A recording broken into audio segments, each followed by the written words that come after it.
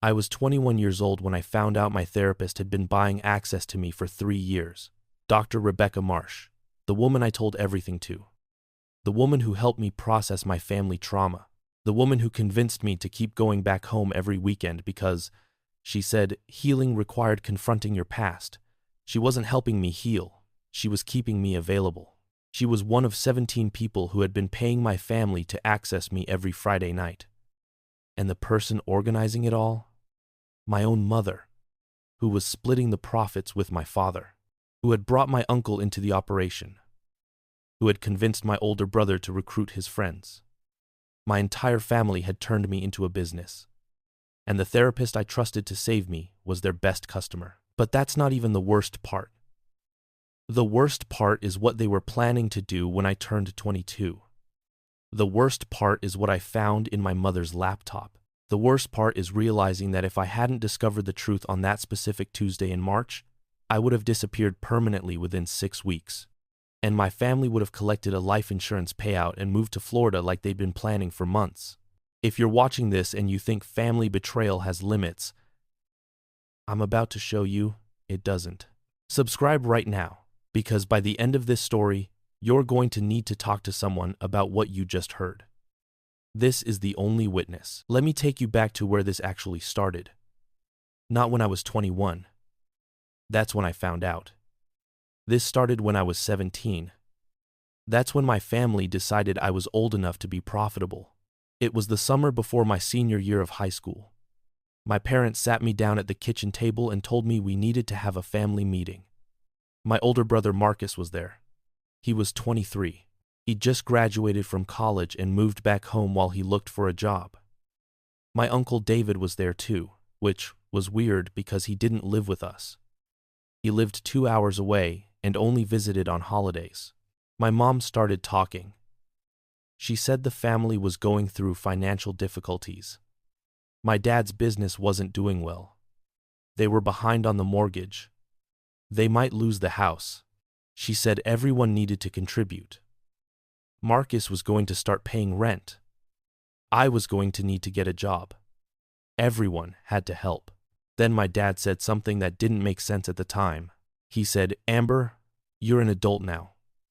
Well, almost. You're 17. That's old enough to understand that family takes care of family. Sometimes that means making sacrifices. I said okay. I said I'd get a job. I'd help with bills. Whatever they needed. My mom smiled. She said, "We knew you'd understand. You're such a good daughter." Then my uncle David said, "She looks just like her mother did at that age." My dad said, "I know. That's what I'm counting on." I didn't understand what that meant. Not then. 3 weeks later, my mom told me she'd found me a job. She said it was working for a family friend. She said I'd be doing administrative work. Filing. Organizing. Easy stuff. She said it paid $500 a week, which seemed like a lot for filing papers, but I didn't question it. She said I'd work Friday nights, 6 p.m. to midnight. She said the family friend preferred to work evenings because he was busy during the day. The first Friday, my dad drove me to a hotel. The Marriott, off Highway 85. I asked why we were meeting at a hotel. My dad said the family friend traveled a lot for work and was staying there temporarily. We went up to room 412. My dad knocked. A man opened the door. He was maybe 50 years old. Balding. Overweight. He smiled when he saw me. He said, "You must be Amber. Your father has told me so much about you." My dad said, "I'll pick you up at midnight. You have my number if you need anything." Then he left. The man closed the door. He locked it. He said, "Your parents didn't tell you what this job actually is, did they?" I said no. I said I was supposed to be doing administrative work. He laughed. He said, "That's one way to describe it." What happened next I'm not going to describe in detail, but it wasn't administrative work. It was something I couldn't say no to because I didn't understand what was happening until it was already happening. At midnight, my dad picked me up. He asked how it went. I was crying. I told him what happened. I said I wasn't going back. My dad pulled over to the side of the road. He turned off the car. He said, "Amber, you're going to do this every Friday. You're going to do it because this family needs the money. You're going to do it because if you don't, we lose the house. Your mother and I end up on the street. Marcus loses his future. This is what families do. They make sacrifices. One-sided W. They make sacrifices." I said I'd tell someone. My dad said, "And tell them what? That your parents got you a job? That you willingly went to a hotel room with a man? You're 17, Amber. You'll be 18 in 4 months. Nobody's going to believe this wasn't consensual. Nobody's going to believe you didn't know what you were signing up for. 70. I said I'd run away. My dad said, "Where?" "You run away, we call the police, they bring you back, and then you're still doing this job, except now we're mad at you." He started the car. He drove home. He handed me $500 in cash when we got there. He said, "That's yours. Every week. Think of it as an investment in the family's future."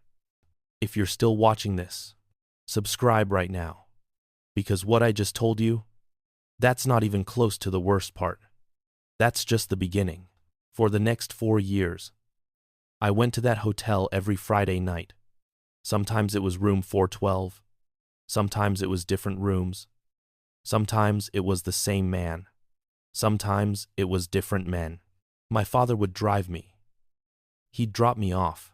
He'd pick me up at midnight. He'd hand me $500. I'd go to my room and cry. I tried to refuse. Once, I was 18. I told my parents I wasn't doing it anymore. I was an adult. They couldn't make me. My mother sat me down. She showed me a contract. For everything they'd spent on me for 18 years. The contract said I'd agreed to pay them back by working for them until the debt was paid. I said that contract wasn't legal. I said you can't make your kids sign a contract to pay you back for raising them. My mother said, "Then take me to court. Explain to the judge what you've been doing every Friday night for the past year. Because I have videos, Amber. Your father recorded everything. Every week. Every man. Every moment. You sue me. And those videos go public. You go to the police. And those videos go public. You tell anyone. And everyone you know sees what you've been doing." She wasn't bluffing. My father had been recording. They had evidence of what I'd been doing. Evidence that made it look like I was a willing participant. Evidence that would destroy my reputation, my future, my life. So I kept going. Every Friday, for 4 more years. When I turned 21, something changed. My mother said I needed to start seeing a therapist. She said I seemed depressed. She said I needed professional help. She'd already made me an appointment with Dr. Rebecca Marsh, a therapist in downtown Atlanta. Highly recommended, very discreet. I went to my first appointment. Dr. Marsh was in her 40s. Professional. Kind. She asked about my family. I told her everything. I told her about the hotel, about the men, about my parents forcing me, about the videos, about feeling trapped. Dr. Marsh listened. She didn't judge. She said, "Amber, what your family is doing is called human trafficking. You're a victim. You need to report this." I said I couldn't. I said they had videos. I said they'd release them. Dr. Marsh said, "Then we need to get you out safely. We need to build a plan. But in the meantime, you need to keep doing what they ask. If you refuse now, they might do something drastic. We need to be strategic." She said I should keep going to the hotel every Friday. She said I should act normal. She said we'd work on an escape plan during our sessions. She said it might take months, but we'd get me out. I trusted her. She was the first person who believed me. The first person who didn't blame me. The first person who said I was a victim, not a willing participant. I saw her every Wednesday for 3 years. Every week, we'd talk about my escape plan. Every week, she'd say we were getting closer.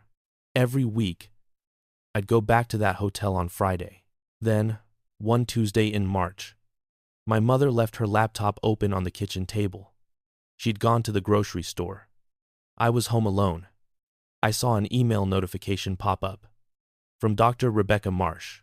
I opened it. The email said, Friday 8 p.m. confirmed. Same rate as always. I'm bringing a colleague this week. He's willing to pay double if Amber agrees to both of us. I scrolled through the email chain. There were dozens of emails, going back 3 years. Since the week after my first therapy appointment, Dr. Rebecca Marsh had been paying my mother $3,000 a month for 3 years for access to me. She wasn't helping me plan an escape. She was paying for extended access. She was making sure I stayed trapped. She was one of 17 people on a schedule my mother had created. I opened another folder on my mother's laptop. It was labeled A Project. Inside were spreadsheets, names, dates, amounts paid. There were 17 names I didn't recognize, except one. Dr. Rebecca Marsh was listed as Client 4. There was another document, labeled Final Phase, age 22. It was a plan. A detailed plan for what my family would do when I turned 22, which was in 6 weeks.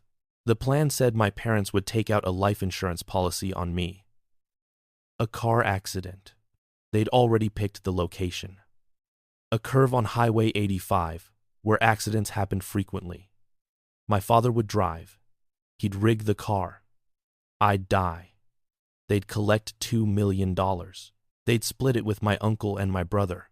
They'd move to Florida and start over. The document included contingencies. What to do if I refused to sign the insurance policy. What to do if I tried to run. What to do if I told anyone. Each scenario ended the same way, with me dead, and them collecting money. If you're wondering what I did next, subscribe right now, because the next 72 hours changed everything. I could have gone to the police. That's what you're thinking. I should have taken the laptop. I should have shown them the evidence. I should have reported my family, but I didn't. Because I realized something in that moment. If I went to the police, my family would know. They'd delete everything. They'd spin the story. They'd show the videos of me at the hotel. They'd say I was a willing participant who was now trying to extort them. They'd say I was mentally unstable. They'd say I'd made everything up, and I'd have no proof, because the only proof was on my mother's laptop, which they'd destroy the second they knew I'd seen it. So I made a different plan. I forwarded every email from my mother's account to a secret email address I created. I copied every document, every spreadsheet, every photo, every video my father had recorded, every photo. I copied everything to a cloud drive they didn't know about. I took screenshots. I documented everything. Then I closed the laptop. I acted like I'd never seen anything. I went back to my room. I waited. Wednesday came. I went to my appointment with Dr. Marsh. I sat in her office. She asked how I was feeling. I said, I'm feeling really good, actually. I think I'm ready to move forward with the escape plan. I think I'm ready to leave. She smiled. She said, That's wonderful, Amber. I'm so proud of you. Let's talk about timeline. I said. Dr. Marsh's expression changed.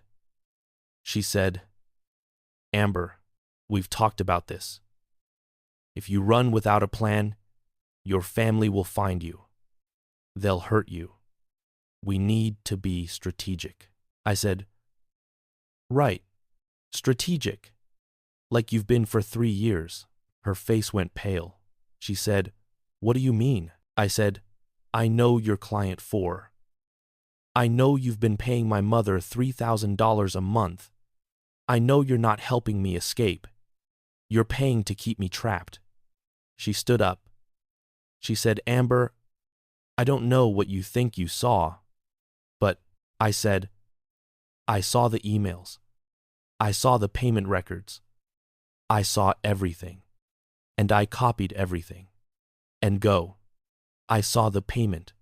And I copied everything. And if anything happens to me, everything I copied gets sent to the police, the FBI, the state medical board, and every news station in Atlanta. Dr. Marsh sat back down. She didn't deny it. She didn't defend herself. She just said, What do you want? I said, I want you to help me destroy my family. She said, How? I said, You're going to keep paying my mother. You're going to keep showing up on Fridays. But you're going to wear a wire. You're going to record everything my mother says. Every transaction, every name, every detail about how this operation works. You're going to gather evidence that the police can't ignore. She said, And if I don't? I said, Then I go to the police now, with everything I have, and you lose your license, your career, your freedom. You go to prison. Everyone knows what you did. Or, you help me, and when this is over, I delete every piece of evidence I have against you. You walk away. You disappear. You start over somewhere else. Dr. Marsh thought about it. She said, How long? I said, 6 weeks. I need 6 weeks of recordings. Then I go to the FBI. She agreed. For the next 6 weeks, Dr. Rebecca Marsh wore a wire to every meeting with my mother. She recorded every conversation, every name of every client, every detail about how my parents had been running this operation for 4 years. She recorded my mother explaining how they planned to kill me and collect life insurance. She recorded my uncle explaining how he recruited new clients. She recorded my brother explaining how he'd recruited his friends from college. 6 weeks later, I had over 40 hours of recordings. I had spreadsheets. I had financial records. I had everything. I went to the FBI. I gave them everything. I told them my family was planning to kill me in 2 weeks. I told them they needed to act fast. The FBI moved quickly. They arrested my mother at her job.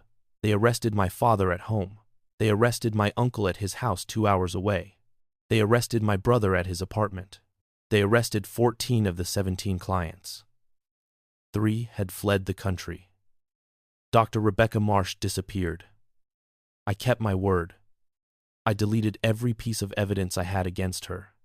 She vanished. I don't know where she is now. I don't care. The trial happened 8 months later. My entire family was convicted. My mother got 45 years. My father got 50 years. My uncle got 35 years. My brother got 20 years. The clients got sentences ranging from 10 to 25 years. The judge said this was one of the most disturbing cases of familial trafficking she'd ever seen. She said what made it worse was that it wasn't motivated by poverty or desperation. My parents weren't struggling financially. They'd been making 6 figures a year from their legitimate jobs. They wanted to retire early. I was a business decision. I was an investment opportunity. I was a way for them to fund the lifestyle they wanted. I'm 25 years old now. I've been in therapy with a different therapist for 3 years. I've rebuilt my life. I've started college. I work part-time at a nonprofit that helps trafficking survivors. I speak publicly about what happened to me. I advocate for stronger laws against familial trafficking. But I'm also angry. I'm angry that my family saw me as a commodity. I'm angry that 17 people paid to exploit me and thought it was acceptable. I'm angry that a licensed therapist participated in my trafficking and only stopped when I blackmailed her. I'm angry that this happened to me in America, in a nice suburb, in a family that looked normal from the outside. To anyone watching this who suspects someone is being trafficked by their own family, please report it. Please don't assume that because it's family, it's not trafficking. Please don't assume that because someone is over 18, they can just leave. Please understand that family trafficking involves coercion, manipulation, blackmail, and threats that make it impossible to escape without help. To survivors watching this, I believe you. I believe every word. What happened to you was not your fault. You are not responsible for your family's choices. You are not damaged. You are not broken. You survived. And that makes you stronger than most people will ever understand. Subscribe to The Only Witness, because stories like mine need to be told. Comment below if you believe survivors. Share this video with someone who needs to hear it. Help me break the silence that allows family trafficking to continue. My family thought they could kill me and profit from my death. Instead, I destroyed them. I took everything they built and burned it to the ground. And I'm still here. And they're not. This is The Only Witness, where truth always finds a way.